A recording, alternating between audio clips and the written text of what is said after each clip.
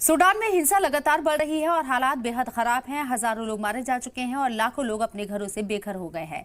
अल फशर शहर पिछले एक हफ्ते से रैपिड सपोर्ट फोर्सेस के कब्जे में है, जहां आम लोगों की हत्या और महिलाओं के साथ अत्याचार की घटनाएं जारी हैं। संयुक्त राष्ट्र के मानवीय विभाग के मुताबिक उत्तरी दारफूर में महिलाओं और बच्चों पर हमलों की रिपोर्ट मिल रही है। सैकड़ों नागरिकों और मानवीय कार्यकर्ताओं की मौत हो चुकी है। कई लोग शहर में फंसे हैं और बाहरी दुनिया से संपर्क टूट चुका है। यूएन ने बताया है कि आरएसएफ जरूरी राहत सामग्री को अंदर जाने नहीं दे रही है, जबकि अंतर्राष्ट्रीय कानून के तहत राहत पहुंचाना जरूरी है। आईओएम के मुताबिक 26 अक्टूबर से अब तक करीब 71,000 लोग अल फशर और आसपास के इलाकों से पलायन कर चुके हैं। ज्यादातर लोग तवीला के भीड़भाड़ वाले कैंपों में पहुंच रहे हैं। कई लोगों ने रास्ते में हत्या, अपहरण और यौन हिंसा की शिकायत की है। उन्होंने बताया है कि हालात बहुत खराब है और इंटरनेशनल कम्युनिटी से तुरंत मदद की अपील की जा रही है।